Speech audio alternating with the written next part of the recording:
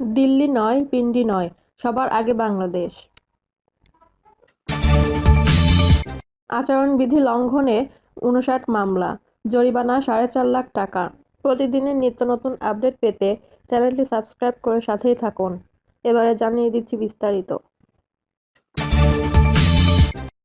BNP chairman Tarique Rahman বলেছেন, দেশের স্বার্থই তার রাজনীতির একমাত্র অধিকার, অন্য কোনো দেশের নয়।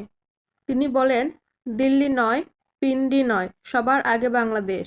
গতকাল বৃহস্পতিবার সিলেট আলিয়া মাদ্রাসা মাঠে নিজের প্রথম নির্বাচনী জনসভায় প্রধান অতিথির বক্তব্যে এই অঙ্গীকার ব্যক্ত করার মধ্য দিয়ে তারেক রহমান ত্রয়োদশ জাতীয় সংসদ নির্বাচনে আনুষ্ঠানিক প্রচারকাজ শুরু করেন।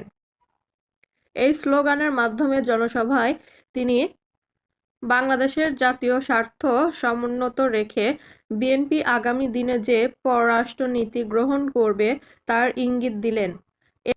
এই স্লোগানের মাধ্যমে জনসভায় তিনি বাংলাদেশের জাতীয় স্বার্থ সমুন্নত রেখে বিএনপি আগামী দিনে যে পররাষ্ট্রনীতি গ্রহণ করবে তার ইঙ্গিত দিলেন।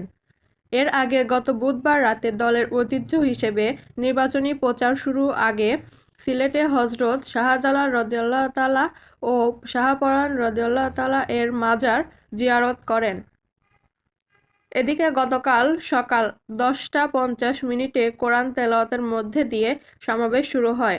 সিলেট জেলা ও মহানগর এবং সুনামগঞ্জ জেলা বিএনপির উদ্যোগে আয়োজিত সমাবেশে মঞ্চে দুপুর 12টা 25 মিনিটে তারেক রহমান উপস্থিত হন এবং প্রায় আধা ঘণ্টা বক্তব্য দেন।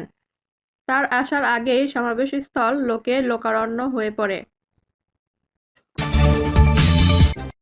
নির্বাচনী আচরণবিধি লঙ্ঘনের অপরাধে প্রার্থীদের বিরুদ্ধে শাস্তিমূলক ব্যবস্থা নিচ্ছে নির্বাচন কমিশন। ক্ষেত্রবিশেষে তাদের জরিমানাও করা হচ্ছে। গত ৪ থেকে ২০ জানুয়ারি পর্যন্ত ১৬ দিনে ৫৯ জন প্রার্থীর বিরুদ্ধে মামলা হয়েছে। এ সময় জরিমানা করা হয়েছে প্রায় ৪.৫ লাখ টাকারও বেশি। ইসি সূত্র জানিয়েছে, নির্বাচনের পরিবেশ বজায় রাখার স্বার্থে বিধি ভঙ্গনকারীদের বিরুদ্ধে আইনগত ব্যবস্থা নিয়েছে ইসি।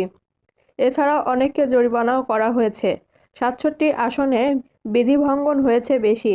এরই মধ্যে গতকাল বৃহস্পতিবার থেকে দেশজুড়ে মূল প্রচার শুরু হয়েছে, চলবে আগামী ১০ ফেব্রুয়ারি সকাল ৭:৩০ পর্যন্ত। ইসি সংশ্লিষ্টরা জানায়, দেশের ৩০০ সংসদীয় আসনে সব প্রক্রিয়া শেষে চূড়ান্তভাবে প্রার্থীর সংখ্যা দাঁড়িয়েছে ১,৯৮১ জনে। এবার নির্বাচনী আচরণবিধি প্রতিপালনে কঠোর অবস্থান নিয়েছে কমিশন।